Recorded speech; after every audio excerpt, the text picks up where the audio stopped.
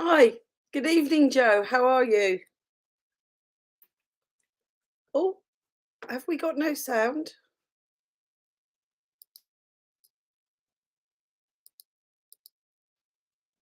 Can you hear me?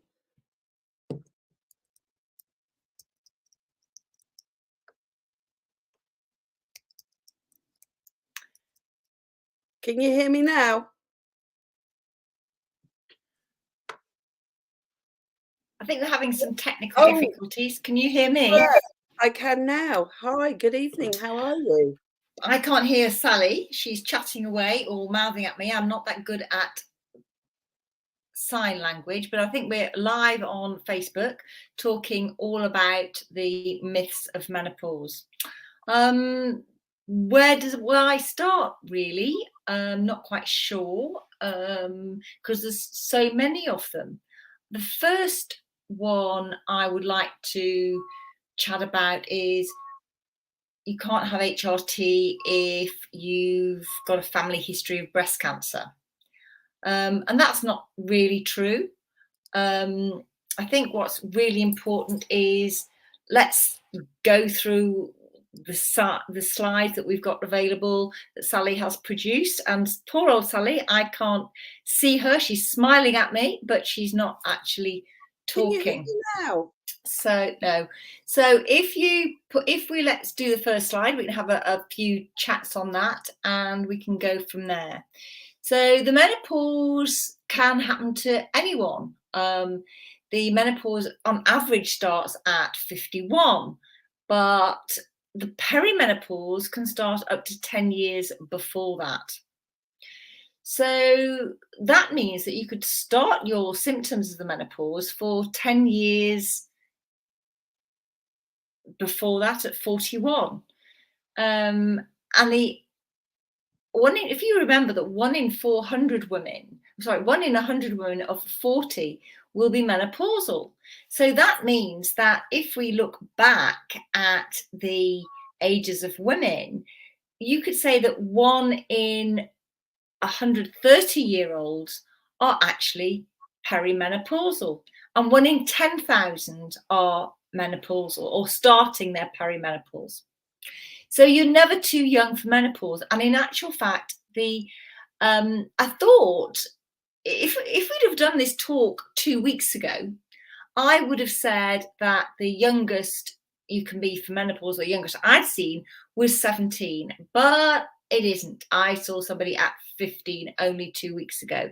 She'd had normal periods and then she suddenly started with the perimenopause, and it wasn't polycystic ovary syndrome, which is often mixed up with the diagnosis when you're younger. So you're never too young to have the menopause, and this can have a massive effect on how you feel about work and all of those things, and particularly some of the symptoms, which can be psychological, they can be physical, but the psychological symptoms such as anxiety and depression can occur in the presence of regular periods. So you think, well, am I anxious? Am I depressed? I don't really see why I should be, but you're actually perimenopausal, because the perimenopause symptoms can start up to 2 to 3 symptoms. The psychological symptoms of the perimenopause can start 2 to 3 years before the actual change in periods. So no, you're never too young for menopause, despite what your doctor says. You know, I regularly see patients in my clinic, oh no, you can't be menopausal, you're 36, you're 42, you're 41, whatever. It's really important. And particularly if you are younger, if you have your mother who had an early menopause. So just to keep some sort of context, and so that we keep on track, and poor old Sally, I'm sure, is desperately trying to work out how we can hear her. Can you hear me now? We can do the next slide, then that would be really helpful to keep us online for some sort of discussion. So apologies for the technical hitch there. I do apologise. So if we can get up the next slide, Sally, that would be great, and then we can go for that. So in fact, the terms of the menopause, which was the previous slide, is menopause is 1 day event, because you have to say that you have to go for for 12 months without having a period. And so you're plottering along, your periods are quite irregular. Um, and all of a sudden, you get to the day, oh, it's 365 days since my last period. Okay. So you're menopausal on that day.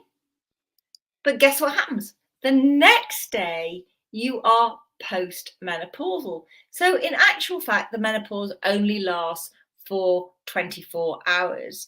And I think that's very helpful in terms of understanding how we treat your symptoms and whether what type of HRT we start you on. So it is quite complex. One of my mantras is, if you listen long enough to a menopausal patient or a perimenopausal patient, she will Right. give you the answer to the problem. And sadly, that's not something that general practitioners often have time to do. Practice nurses are really good because they see a lot of patients for smears and contraception. And they often have quite longer to talk to you about it. But how you approach all of this is your choice. It's about being forewarned is forearmed and having the knowledge. And that's what I am so passionate about. Let's bust those myths. So let's move on with the next slide and see, so keep me on track, because I can wander off down all sorts of rabbit holes and Sally gets quite cross with me. So am I too old for HRT? No, you are not too old for HRT. The issues used to be, oh, we had to stop it at 55. Well, of course, we don't anymore. We can stay on it for life. It is safe for life, okay? And you don't have to stop it after 5 years. It is hormone replacement therapy. Insulin is a hormone, isn't it? So we don't actually say, let's stop your insulin after 5 years. We don't say, let's stop your thyroxine for 5 years, okay? If you're over 60, we suggest that it should be a transdermal. That means going through the skin, such as the way of a patch, a gel, or a spray, because the estradiol in the tablet form can be associated with an increased risk of clots. So we do say, yes, take HRT for life, but when you get to 60, let's swap to that transdermal approach. You do need progesterone if you've got a uterus, okay? And it is absolutely safe. The only people that I would say not to take estrogen and should be seen by a menopause specialist are really people who have an estrogen receptor breast cancer. Everyone else, it is safe. It might well be that your GP, understandably, is a little bit concerned because of the family history of breast cancer or a thrombosis. And then in that case, you can ask to be referred to a menopause specialist. And the best place to find where your local menopause specialist is on the British Menopause Society's website. So that's the first myth that's busted. The other thing that we can say is that, can I start HRT? I'm 57. I went through my menopause when I was 52. Can I start? Is it safe? Yes, the answer is. But if 10 years has elapsed since your last menopause, then you don't get as much protection from the estrogen in your hormone replacement therapy. So estrogen will actively protect you against big killers such as type 2 diabetes, ischemic heart disease, osteoporosis, certain types of bowel cancer. And the evidence is out, but it's shifting slowly along to suggest that we do actually get protection from dementia. And when you think about it, how many people do you know who have those 5 things, as opposed to how many people you know who have breast cancer? And the other thing to remember, of course, is that if you have breast cancer and you're on HRT, you are more likely to survive it than if you have breast cancer and you are not on HRT. And that is my lovely segue. I'm not quite sure what the order of slides Sally has, but that's my lovely segue into the breast cancer slide. Because I do see patients who say, I can't take HRT because I have breast cancer. or I have a family history of breast cancer. Let's look at the family history of breast cancer first. Yes, you can. It depends on the type of HRT you take, because what I would say is good HRTs and bad HRTs. Estradiol, which is the estrogen, which is the most powerful estrogen that our own ovaries make, it is body identical. And that is safe for life with no increased risk of breast cancer. And I'm going to pause there for a bit of dramatic effect. Okay, no increased risk of breast cancer at all. Can you hear me now? Progestogen that causes the increased risk of breast cancer. And there are what I call saintly progestogens, such as utrogestan. And there's also another progestogen that's found in an oral progestin, which is the Femiston range of products. There is also the progesterone that is found in the Mirena coil. And each time I go to the British Menopause Society, sometimes we have discussions about, is Mirena coil associated with breast cancer, or is it associated with decreased breast cancer? The jury is shifting towards no, but it's a local progestogen that is sitting inside the uterus. And clearly, if you've had a hysterectomy, you don't need to have that progestogen. And there are what I call naughty progestogens, and I don't tend to prescribe those. So breast cancer, you will have an increased risk of breast cancer if you have a family history of breast cancer, but that's not going to be compounded by taking HRT. Plus the fact, as I've said already, you're more likely to survive it and you're going to feel well. Okay, so clearly you're not too old to start it. And the other thing, of course, let's not forget that good old vaginal estrogen. You know, vaginal estrogen is absolutely safe for life, even if you've had an estrogen receptor breast cancer. One of my favorite mantras is to fill that vagina full of estrogen. And we work very closely with our Nottingham team in the breast cancer department, and they have letters to send out to the GP to say vaginal estrogen is safe when you've had estrogen receptor breast cancer. The only caveat on that is if you are taking anastrozole, and that's not something that I would advise. But I do see patients for advice with menopause, with symptoms, without taking hormones. So where are we at with our slides, Sally? And have we managed to be able to hear you yet? Can you hear me now? No, I can't hear you. I'm really sorry. You know I don't what, quite Jo? know what's happened. My mic's working. Can you see if yours is unplugged? I think we might have an issue because I can hear you fine. Okay. I can't hear you at all, Sally. I'm not quite sure. So let's roll on to the next slide to keep me on track, shall we? I'm sure you're seeing some comments in the chat, and there's lots of ladies who've joined us. Right, okay. Yes, myth. I can't have HRT because I've had a blood clot in my leg or a lung. This is something that lots and lots of people do here, and the pill is being commonly prescribed. Although the more I do general gynecology, the more I'm seeing the youngsters who are choosing not to use hormonal contraception, choosing to watch their menstrual flow, choosing to use menstrual cups, etc., etc. But the difference between the pill and the HRT is totally different. Okay. The pill has something called ethinyl estradiol, and it's a clump of a naughty chemical compound that's attached to the estrogen molecule, the estradiol molecule, and it's that estradiol that actually causes the problem.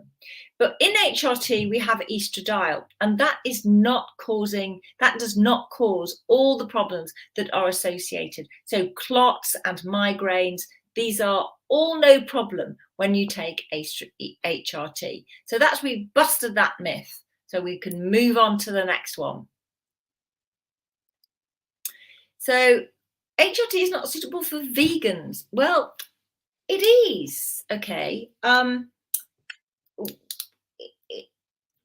Certainly the estrogen is dead easy because we just slap on a patch, spray on a spray, or we rub on a gel. That's easy. The saintly progesterone that I spoke about earlier, was something called utrogestan, and that does have gelatin in it, so it isn't suitable if you are for vegans. But lots of ladies I speak to are happy to use the actual utrogestan vaginally, because it's only absorbed locally and not through the system. Failing that, there are progesterone pessaries, so it is okay. So in terms of the estradiol, that is absolutely not a problem. In terms of the utrogestan, then we can get round it, but it's about understanding what types of HRT there are around. Okay, Joe. Thank you. So have we got another slide? Well, Sally's pointing to me with her phone. I've left it downstairs. I'm actually gonna. This is right. Sorry, everybody. This is a complete disaster. I will nip downstairs and get my phone. So pardon me for excusing. So I'll have a little chat with everyone. I'm sorry about this. I think Jo needs to unmute her laptop. But welcome everybody, and to everyone who's joined us this evening. It gives me an opportunity to introduce ourselves. My name's Sally. I'm the COO of the Menopause Consortium. So I do all the background work to help Jo. Jo is a British Menopause Society menopause specialist and has been for over 15 years, but comes from a GP background where she's practiced in women's health for well over 25 years. She also runs a local gynecology. I have returned. Just 1 second. She also runs a gynecology clinic in Nottingham, where she works for the NHS, and we also have our private clinic. Just a bit of background, I met Jo coming up for a couple of years ago. Jo was saved my life, basically. I was on the floor with menopause, and she is incredibly knowledgeable about all of this. I am, though, thinking we've got a technical hitch, so I'm going to get her to talk about migraines and menopause, because I see that a lot with people, so she can see. But I think we've got a bit of an issue, so I do apologise for that. Yeah. So everyone can hear, so we'll get on Jo to start talking about migraines and menopause. I am not on mute on my laptop. Okay. Oh, live, it's great. Okay, I can hear you. Yay! I think it might be possibly because I had actually put the sound on, so I am totally at fault. Don't worry. I love you dearly. It just shows you're human. Who you are and what we do here. So, Jo, one of the things that I'm on a lot of Facebook groups, this is where I think a lot of people are joined tonight, really want to discuss as well. We've discussed breast cancer, which is huge, see it so many times, but the other one that we keep seeing, and I was actually denied HRT because of this, migraines and HRT. Okay, and that's, I've sort of mentioned it already, really, is that it's not a problem. Migraines do tend to get worse at the time of the menopause, and that's not because of the estrogen, it's because of the changes in the estrogen levels. So I might see somebody who's had a really fiery perimenopause, and what happens is that's because the estrogen levels are going up and down like an absolute roller coaster. And then what happens is that you stop your periods and the estrogen drops and it becomes stable. So the migraines settle. And then your ovaries decide, I'm going to pop out an egg. Because it's, 10 months or so. So you pop out an egg and all of a sudden the migraines come back. So thereafter, you think, oh my God, what's happening? If you start HRT, I'm actually going to be giving you estrogen. So it's highly likely that your body will think, oh my God, what's happened? I've got all this estrogen from my HRT. And it can cause a crescendo of migraines, which can take about 6 to 8 weeks to settle.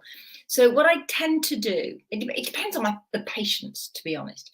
So what I tend to do is we go softly, softly, softly catch the monkey. We've all heard of that phrase. So we start in very low doses, because so that could be a patch, it could be a 25 microgram patch. And in some patients, I even get them to cut the 25 microgram patch in half and slowly build up that estrogen. But some patients say to me, my symptoms are absolutely horrendous, I can't cope. So I'm prepared to go through hell. I'll get through it. I'll take loads of painkillers. So slap on the patch. Bear in mind it's going to be a bit of a thing, but it will settle down. But it is a problem, but it doesn't mean you can't have it. Okay. And what about, because I'm reading this a lot, people are taking progesterone and getting headaches. And they think it's the progesterone that's giving them the headaches. Well, that isn't unfair to think that, and progesterone can cause headaches, okay, but it's I'm sorry to sound like a pain, but it's about listening to your patient. So if you've had headaches when you weren't on the pill in your younger life, in the second half of your cycle, it is possible that you are sensitive to progesterone. So it might be that we need to give the progesterone in a different way. That might be in a Mirena coil. It might be to use the utrogestan vaginally. Now, that is not licensed in this country, but lots of us menopause specialists and doctors who are in the know do tend to use it vaginally. And we mentioned about using it vaginally with vegans earlier. So that's potentially one way round it. Okay, so I've had a lady message, and she's been on progesterone contraceptive pill over the years. She's got high blood pressure, and she's been on medication for it for over 25 years. But her mum passed away from a stroke due to high blood pressure. Would I be able to have HRT? Yes. So let's just look at the blood pressure myth.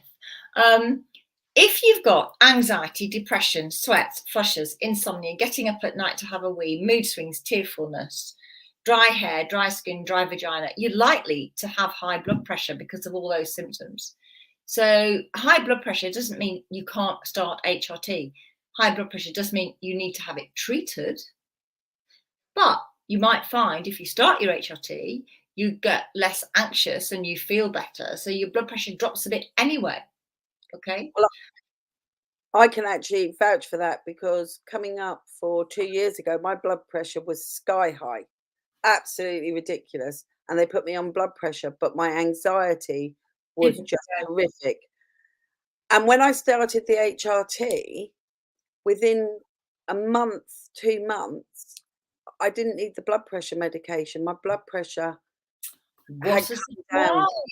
And I actually told the doctor I didn't need blood pressure tablets. I needed HRT. And they said, "Oh, okay." Because they tried to put me on beta blockers for the palpitations. And the other thing, that's a really good point, Sally. Palpitations are something I see. Palpitations are a symptom of menopause. So you can see palpitations often you get referred to a cardiologist, and the cardiologist says you're fine. So give a bit of estrogen helpful. And if your blood pressure does happen to go up when you're on HRT, you don't have to stop your HRT while your blood pressure is treated. You can carry on having your blood pressure treated. And I cannot, it's really important to do all the lifestyle stuff. So, exercise, healthy eating, and keep your BMI low and all of that. But that's good because that protects us up against loads of things anyway. Okay. So another one I keep seeing in all the groups, because this is where I've been wanting to do this, is why am I having a bleed? I haven't had a period for 2 years, and now I'm bleeding on HRT. What's going on? It's my fault. It's a simple reply. Okay. It's more likely to be my fault. We mustn't forget that sometimes you can bleed if there's something more sinister going on. But the majority of the time, it's because it's my fault. All right. particularly depending on the type of progestogen that you're on. So bleeding, starting HRT and irregular bleeding for the first 6 months is not abnormal. Okay, that's something that we would accept. And you might say, for example, having had no period for 10 months, then you start what we call bleed-free HRT, and then you have chaotic bleeding. That's not abnormal, because what's happening is I'm firing some estrogen progesterone into the system, and all of a sudden your ovaries are saying, "What? Hey, I need to produce a bit of estrogen here." So you have a bit of a World War III going on, and you end up with chaotic bleeding. So after the first 6 months, we would expect it to settle. We would tend to do an ultrasound scan and see what the lining of the endometrium is like. So irregular bleeding for the first 6 months of HRT is not abnormal. And of course, if you're starting HRT when you're having regular periods, you would have regular periods with your HRT as well. You must remember, of course, that HRT is not actually a contraception. So if you're having regular periods and with menopause symptoms and we give you HRT, that doesn't mean to say you can't get pregnant. And I have seen ladies with abdominal swelling and no periods in the menopause clinic who are actually 6 months pregnant. So we must remember contraception. If you're having sex, regular periods, you can get pregnant. Okay, we've just had a lady who's actually in Cyprus. Welcome. Hello. Hi. Apologies, we can't prescribe over a live video. We can't give that information out. It would be negligent of us. I understand the lady's she's been 20 years postmenopausal, and she's had a DVT 28 years ago, and she was diagnosed with high blood pressure due to stress during COVID. And she's got lots of miserable symptoms. We can't offer you a prescription. However, what you can do is look to see what your local pharmacist, because you can buy over the counter, go and speak with them. Pharmacists in Europe are very knowledgeable about everything, and they'll be able to and look at our website, Sally, of course, because that gives lots of information as well. And we've also got a resource page on our website. But as I say, we can't prescribe online. It's just not ethical for us to do. It wouldn't be safe for you as a patient. No. Okay, so we've talked about progesterone. We've talked about now the other thing with progesterone, which I see a lot of. There's a big confusion. They get given the progesterone, they get given the transdermal gel, and they're told to take it for 15 days or 25 days, but their periods are all over the place, but they're told to start on day 14 of their cycle. Why do they have to start taking it in the middle of their cycle? That's first part. And two, what do you do if your cycle's all over the place? Really good point. We got to start somewhere. Okay. So if you're having 7, 8 or more periods a year, we have to give you HRT that tries to match your own background cycle that would be there when you were younger. So estrogen all the time and progesterone for the second half of the cycle. So you take estrogen every day and then the progesterone for 2 weeks, usually eutrogestan in the form of a capsule. So ideally, if we say, let's start, you take your estrogen and then you start eutrogestan. But if I see somebody, I will say, when you start your HRT, if you have a period, start your estrogen, wait 14 days, and then start your eutrogestan. And that should give you a regular cycle, which you can drop into. If your periods are all over the place and you don't know when your next period is coming, then there isn't any real science behind it, to be honest. You'd have to suck it and see. So you take an educated guess. So I often say start the eutrogestan on the first day of the month so that you can take it for 2 weeks out of every 4. And hopefully your cycle will drop into your own innate background of your hormones. You either need to take eutrogestan for 2 weeks out of every 4 or all the time. The advice in the British National Formulary does say that you should have a 3-day break, and nobody in the menopause world says that at all. You don't need a 3-day break. Just take it all the time. So it's either all the time or 2 weeks out of every 4. And you need to have the 2 weeks out of every 4 to have that withdrawal bleed. Sequential HRT is associated with a slightly higher increase above normal of endometrial cancer, which is why we like to get people moving and shifted onto continuous combined HRT, which is actively protective against endometrial cancer. But as you get older, endometrial cancer increases in likelihood. So when you're younger and you've got more periods, it's better off to make that call to fit in with your menstrual chaos, so you don't get such menstrual chaos. The way around it, of course, is to have a Mirena coil, and that is my godsend. It's buy one get one free. Not free, just get one free, because it actually actively protects your endometrium. It provides it provides contraception, and it stops your periods. And often women have heavier periods at the time of the perimenopause, so that's a really good option. Okay, now I've had another lady ask. She's been offered HRT today, but doesn't know what to do. Her periods are regular. Regular or irregular? Regular. Irregular, Yep. but I'm suffering with crying spells, anxiety, panic attacks, itching, tinnitus. I'm not a fan of medication. Can I just say before you start, I'm going to say from a non-medical person, best thing I ever did, I went on HRT, and you are going to pry it out of my cold dead hands.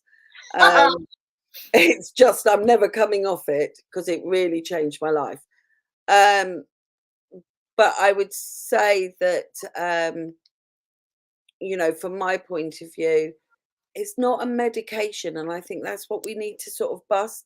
We have hormones that we produce all our life from puberty, and they are so important to our health. And so all we're doing is putting those hormones back. So it's not like a medication to make you better. Replacement. I think that's replacement. The clue is in the word, isn't it? Yeah. So I'll let you take on with that from a medical point. Whatever your doctor's prescribed you, start it. Okay. It's replacing what your body doesn't produce. When you say I'm not a taker of medication, try and just look at it that it's replacing something that you don't produce. One of the interesting facts is menopause in 1850 was about 45 years old, but you were dead in your mid-50s.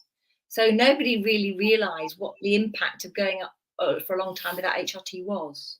So now the average age of menopause is 51, but you carry on living until your early mid-80s. My mum, bless her, hung on till she was 94. So you're living more than half your life without estrogen. And it's now we're finding the benefits of actually taking estrogen. So, take your pills, slap on a patch, spray on a spray, whatever. It is safe for life. And it also is preventative against osteoporosis, type 2 diabetes, cardiovascular disease. There's so many benefits to it. That there is research going on about it with dementia. There's all of these things that we can look. We're costing the NHS at the moment. We did a project earlier this year, Joe and I, and it's 17 billion a year is spent on hip fractures. So take your vitamin D, take your HRT. Get out in the sunshine. Get out in the sunshine. And, when we talk about exercise, which I hate, by the way, it's not my thing, but, just going for that walk and pounding will really help. Even if you park your car at the top end of the supermarket car park and push the trolley, that's more steps. Every little helps. You have to remember that if you eat one rich tea biscuit less per day than your body needs per year, you will lose a stone. Okay, questions are coming through thick and fast now. So one lady has lupus anticoagulant and takes warfarin. So thought I wouldn't be allowed HRT due to clots. If you're on warfarin, you can have HRT, but you should in all fairness, be referred to a menopause specialist to talk about it. Lupus is associated with problems with estrogen, so it is something that we can't go into specific advice here. So it is something to explore with your own local menopause specialist. And another lady, unable to take HRT because of mum's breast cancer. Well, we've already this evening. You can take HRT.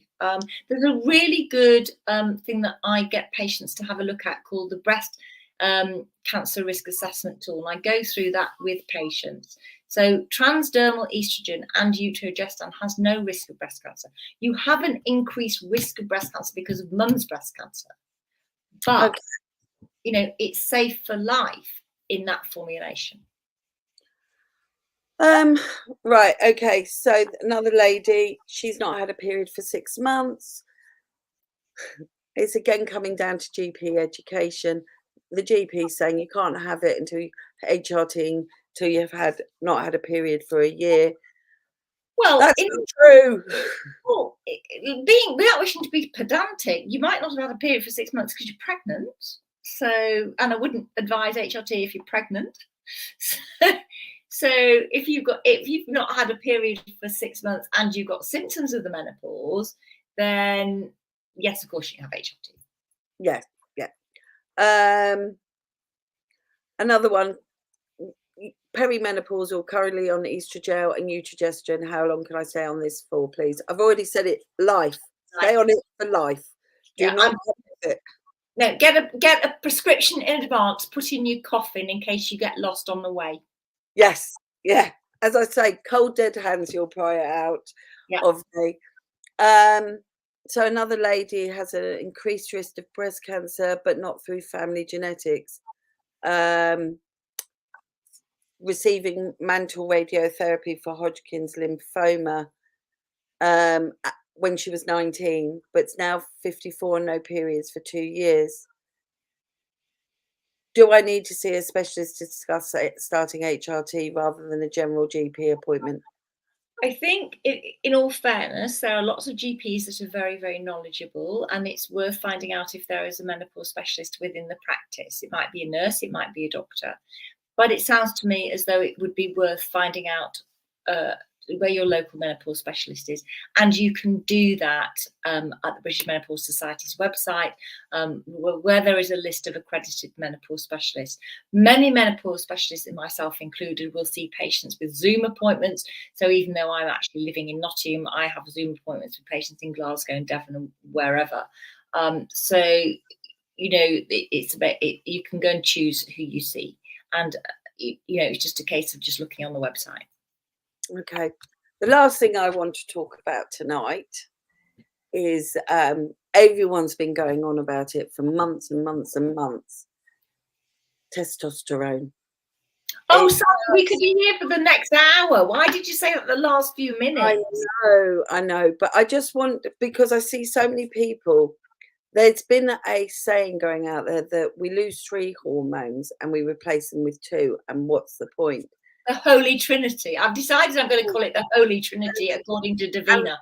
And I just think that it really needs to be clarified. During our reproductive life, most of the testosterone we produce goes to estrogen. Am I correct? Yeah. So what we've got to do first is get the estrogen right.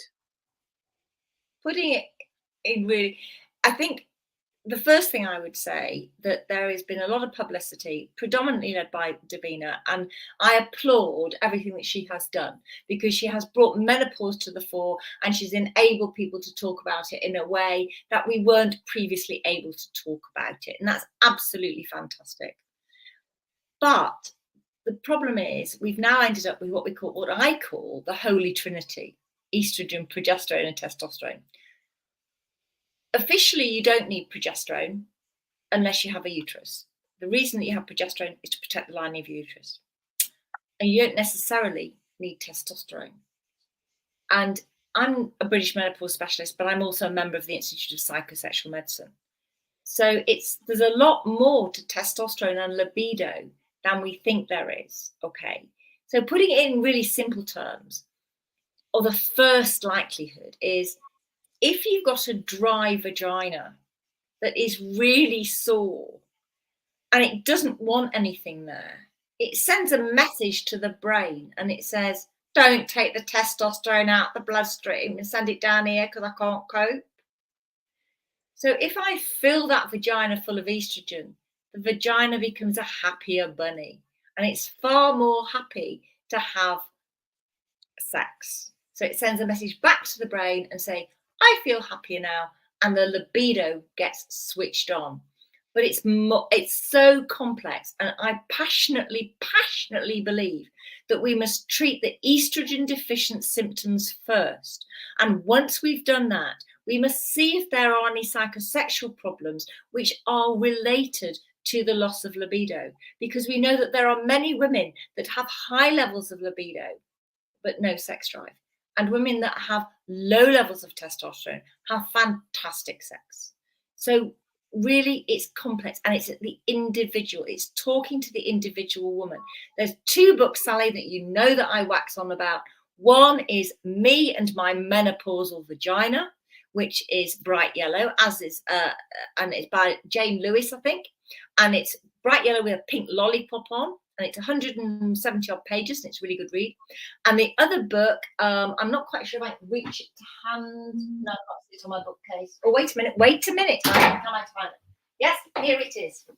This is the other book, and I am not getting whatever it is, royalties for showing this. This way, Jo. There we go. There we go. This is a really good book. All right. There we go.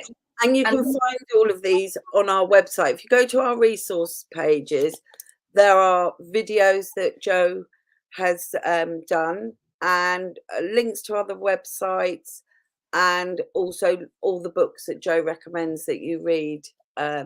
So just you can head over to our website, themenopauseconsortium.com, and everything's there that you need. I'm sorry to mention testosterone, but I see it all the time, and I'm constantly messaging Facebook's going, no, you need to fill that vagina full of estrogen first. That's the great that as well. So I'm on this. I use Estrogel transdermal, but I also use Vagirux, which is a pessary with which is an estrogen that you have to use as well. And can you just say there that some ladies might be on Vagifem, which is exactly the same, but we prescribe, or I prescribe, Vagirux because it only has 1 plastic applicator a box, which keeps Greta Thunberg happy. Yeah, absolutely. So we're getting some thank yous. One lady said, I had a great phone call with you recently, and I now know my plan of action going forward. Thank you. Another lady's just said, I needed you 14 years ago, Jo. Thank goodness this is all being spoken about now. Thank you. And this has been very informative. Thank you both. So everybody, we are going to do this once a month. So we've got a plan of talks. And hopefully with me turning up the volume on my laptop, which was actually we'll work on that. Really practice. 3rd time lucky. Practice makes perfect. So what we're going to do, as next month is December, we're going to talk about, one lady, does everyone suffer from vaginal dryness? No, not everybody does. Everyone's symptoms. Let's talk about how many symptoms there are so everybody knows. Go on, Jo. I've got a slide that says 76 and counting. Oh, I don't actually say anything is definitely not due to the menopause. But what I would say, and Sally is so used to my little mantras, if your symptom is due to estrogen deficiency, it will respond to estrogen replacement. So December, we're going to go live. I think we've booked a date, but I'll put everything up on Facebook and Instagram. And we're going to talk about menopausing and Christmas. Now, when Jo mentioned this in last month to do this, I was a bit like, really? But then I thought about it and thought, oh God, it's so stressful, Christmas. So we're going to be discussing menopausing in Christmas. And then in January, we're going to be having a guest with us, our consultant physiotherapist, Mr. Sam Hobson, who is going to come on and talk about exercise and your bone health and moving through menopause. We've also got one lady who's just said that she's very soon going into surgical menopause. So good to know what's coming. We are going to be talking about surgical menopause very shortly. So just to say, have you got some support for when somebody chops your ovaries out, because it's going to be a kaplunk. Yes, so make sure you get that. So we're just really grateful for you all joining us. As I say, we're going to be doing this quite regularly, and we will see you next month. Apologies for the bit at the beginning, but we will get there. I think that's it for this evening. I think it's Sally, and now my apologies once again. No, I think it's 1 o'clock time now, Jo. I've got mine ready, but I also think that in my defence, whether it's each Teams, Zoom, stream, or whatever, each has a different button to press to make it work. So that's my only defence. I'm sorry. We love you, Jo. You're amazing.